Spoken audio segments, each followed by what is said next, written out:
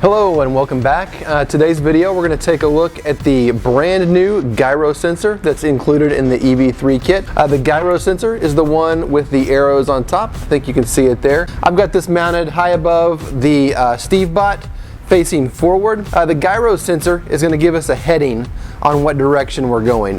It looks out and it will tell us in degrees which direction we're heading.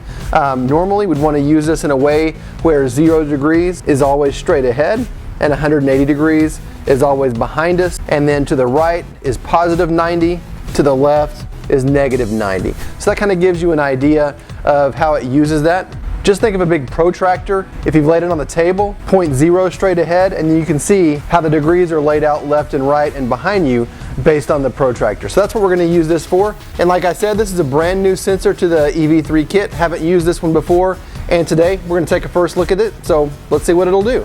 Okay, before we get started with the software, I'd like for us to take a look at the port view so we can see what the readout for the gyro sensor looks like. And you can see that when I've pulled into port view, in port 1, I have our gyro sensor installed, and as I move the bot around, you can see if I go to this direction, I'm going at negative. If I go this direction, I'm getting a positive readout. This sensor will give readouts in 2 different formats. It will give us a numeric heading, like I just showed you, or it will give us a rate of change. For this video, since we're just getting started, we're going to continue looking at only the heading. The reason you'd use the gyro sensor is to help with some turns and to help with directions. So let's say that you're going to program the robot to go straight ahead, and then you want to do a left-hand turn. Well, you could program the motors to do a certain number of degrees to complete the turn, or we can tell the gyro sensor, if we're going forward at 0 degrees, to do a turn for negative 90 on the gyro sensor, and it would turn until it loses 90 degrees heading. Same thing for a right-hand turn. We can move forward and tell the bot to turn until it sees an increase of 90 degrees in the gyro sensor, and it should give us a right-hand turn without having to calculate the number of motor rotations. The same thing would go if we wanted to turn the bot all the way around. Instead of calculating the number of rotations in the wheel motors to turn the bot around, we could just say turn until you see a change in direction of 180, and that would accomplish pretty much the same thing.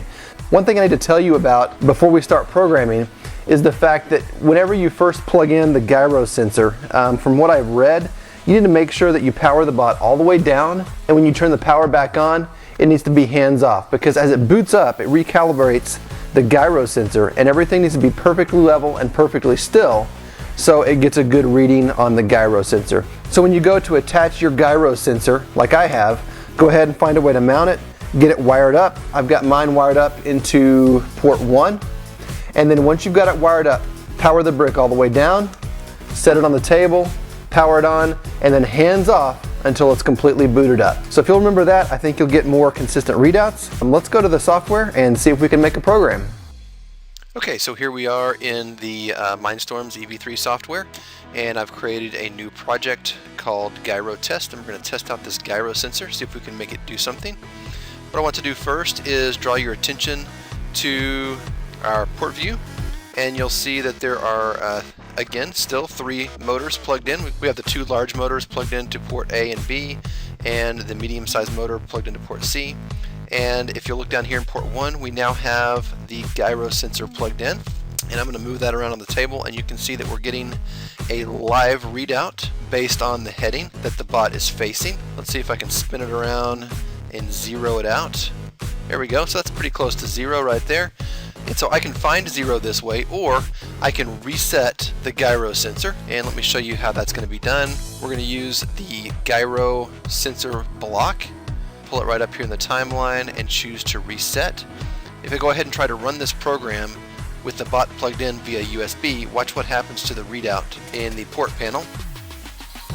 It resets the value to 0. Let me move the bot so you can see it again. Watch how that value of 46 or 47 right there resets after I run the program, and it resets it to 0.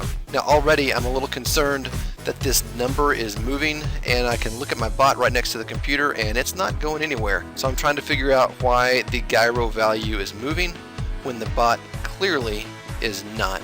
But I'm going to reset again and see what happens.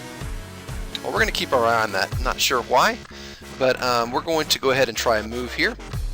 The first thing I'm going to do every time I run the program is reset the gyro to 0, so it knows that straight ahead is going to be 0. So we're going to move straight ahead.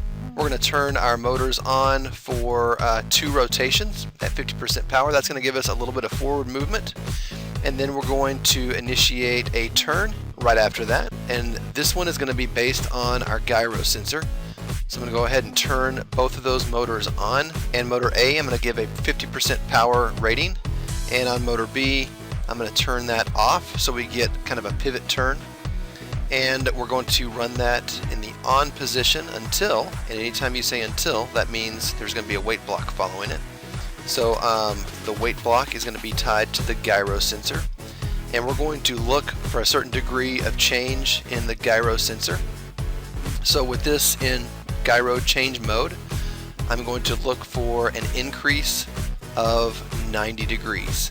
So let's take a look here. We're resetting the gyro to 0. We're going to move forward, and then we're going to initiate a turn, and it's going to turn until we've added 90 to the value of the gyro sensor, and then we'll stop the motors. It's the off block here. Again, real simple program. We're going to reset the value, move forward, turn until we see an increase of 90 from the gyro sensor, and then stop. So that should give us a 90-degree turn. Based on what I've chosen here, motor A or B, I'm not sure if it's going to be a left turn or right turn, but there's one way to find out. Let's send it and run it. Alright, so I'm ready to run this program. We're going to line it up here on the line. The first thing we're going to do is reset the gyro. So that direction is 0 degrees. We're going to move forward for, I think it was 2 rotations, and then we're going to initiate a turn, and it's going to wait for the gyro sensor to increase by 90, and then we'll stop the motor. So let's go ahead and run it and see what happens.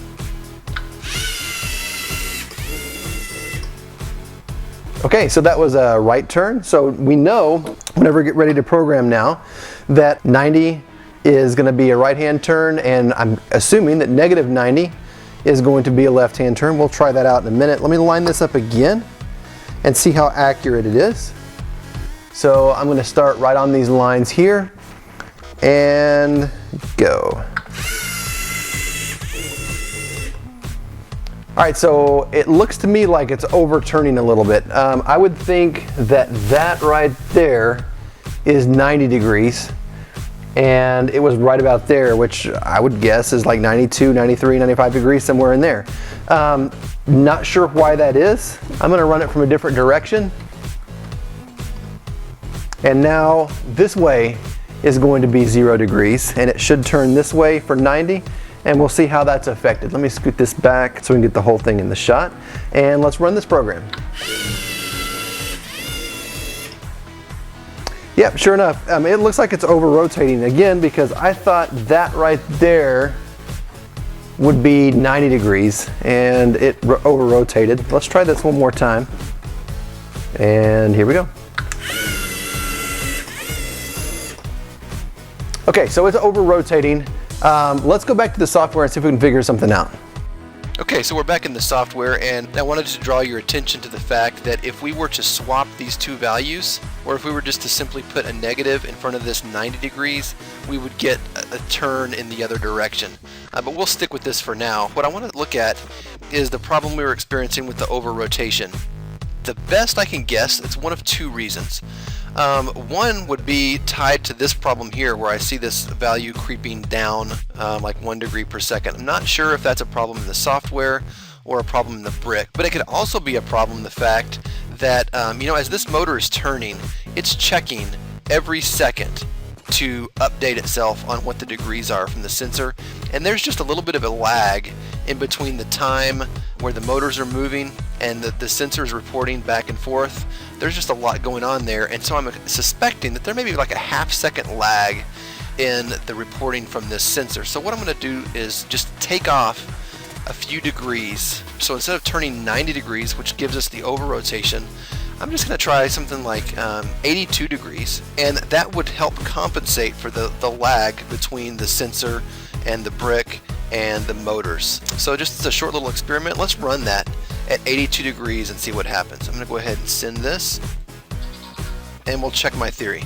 Alright, so we've adjusted our gyro value from 90 down to 82, and that's going to help compensate for any lag that we have between the signal going from the gyro sensor into the brick and then affecting the brake on the motor. So let's just run that and see what we get. I'm hoping it'll help at least. Alright, that to me looks like a 90-degree turn. Let's run it again, see how it does. Remember, as soon as I hit run on the brick, we're zeroing out the gyro reading and starting from 0. And then we're going to run it 82 degrees to the right. Alright, I like that. So maybe from now on, when we intend to do a 90-degree turn, maybe we should just turn it 82. So before we jump back in the software, I did want to check one thing real quick. You know, we noticed those numbers that were creeping down in the gyro readout. I want to make sure that it's actually not the brick's fault. So I'm going to scroll over here to port view again, and this is going to give us that live readout for the gyro, and I'm just going to let it sit for just a second and see if those numbers are changing at all. Okay, so sure enough, I can see that the values are decreasing like 1 degree per second, and that tells me that the problem may not be with the software on my computer. It actually may be with the way that the gyro sensor is reporting. So I'm just going to keep that in mind, and for now we'll just compensate with that 82 degrees instead of a 90 for our turns. Let's go back to the software because I think I have another way of testing that theory. Okay, so we're plugged back in, and I'm going to keep an eye down here on our port view, and I can see that our value is still creeping down, but I'm going to try not to let that bother me for now. My theory is that if we use 82 value instead of 90 degrees value, we're going to get a 90-degree turn. So I'm going to assume that the delay in reporting is worth 8 degrees from the gyro sensor. So to test that theory, what I want to do is extrapolate that out to a 180-degree turn. So I would take 180 and subtract the 8-degree error, which would give me a 172 value for a 180-degree turn.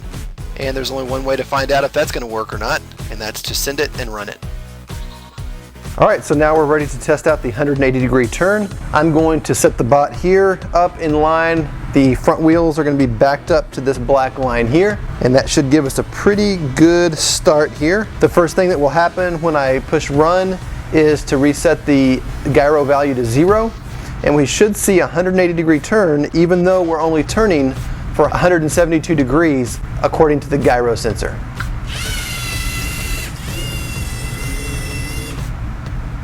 Okay, that's pretty accurate. I like that a lot. Let's try it from a different angle. We'll try it from over here. I'm going to line it up with this line on the mat. We'll run it, see how it does.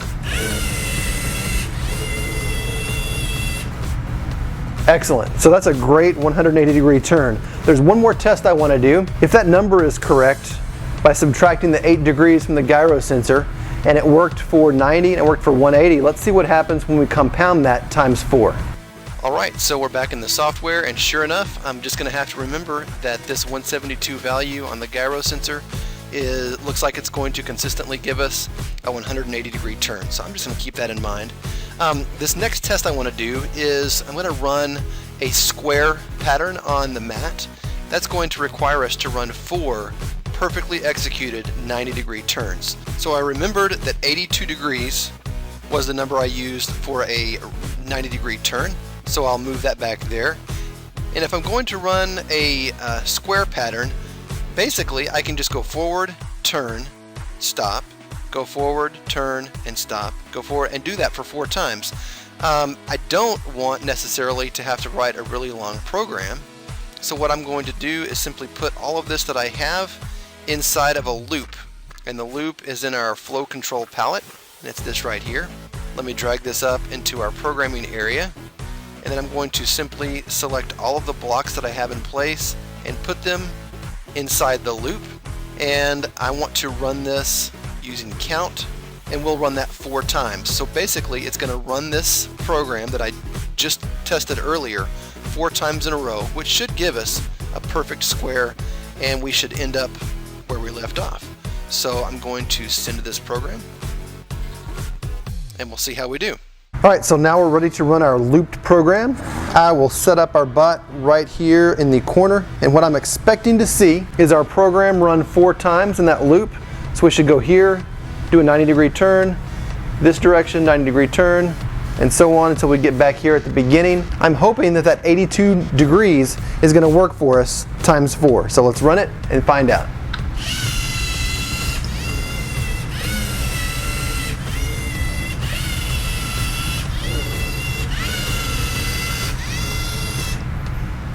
All right, not perfect, but it got pretty close. I'm going to set it up starting from here this time and reset the gyro so it's facing this way at 0 degrees right off the bat and see if this makes any difference.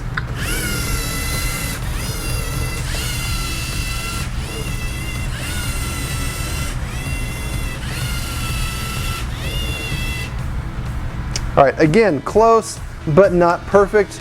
But you get the idea of how the sensor is going to work. Okay, I gotta admit, that was pretty frustrating. I really wanted to love this sensor, and I really wanted it to be perfect, but 90 degrees today just wasn't 90 degrees. 82 was close, but in some cases it wasn't totally accurate either. We're gonna leave the video here today, but I can guarantee you one thing. I'm gonna keep working on this, and there may be a part 2 of this video coming soon, because I wanna get to the bottom of why this gyro sensor isn't as accurate as I'd love for it to be. There's gotta be a way to figure that out, and I'm going to get on it. But I do hope this video was helpful. You can get your gyro mounted and try it. Who knows? You may get to the solution before I do, and if so, make sure to let me know.